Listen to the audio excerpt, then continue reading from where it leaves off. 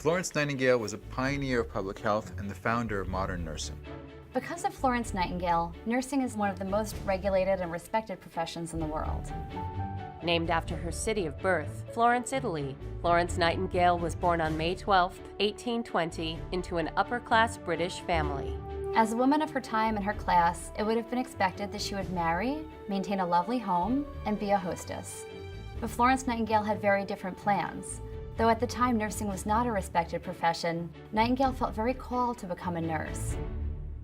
At age 24, Nightingale defied her parents' expectations to marry a suitable match and left England to study at the Kaiserswerth Hospital in Dusseldorf, Germany.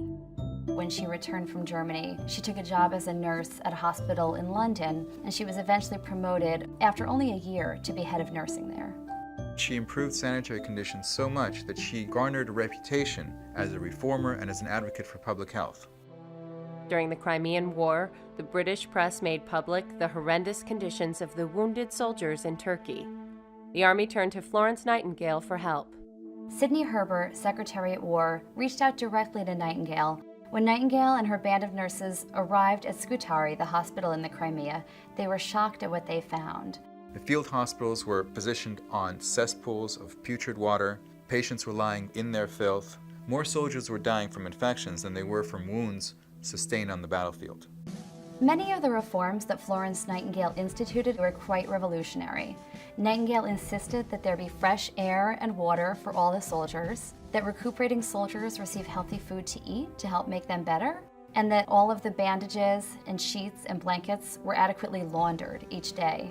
By the time she was done, Florence Nightingale had succeeded in reducing the death rate within these military hospitals by 2/3. Known as the Angel of the Crimea, Nightingale returned to England and received a hero's welcome, a medal from Queen Victoria, and a gift of $250,000. She devoted the rest of her life to effecting change in medical care. In 1860, Florence Nightingale founded at St. Thomas Hospital in London the Nightingale Training School for Nurses. She was a pioneer in the use of cutting-edge statistical methods of the time to design hospitals and medical systems to maximize the health of the community at large. This really helped her to make her message known to the parliamentarians and government agencies who would make important decisions about hospitals and healthcare. In her later years, Nightingale was officially honored by Germany, France, Norway, and numerous prestigious British societies. She died at her London home on August 13, 1910. The fact that we have a nursing profession today is in large part thanks to the work of Florence Nightingale.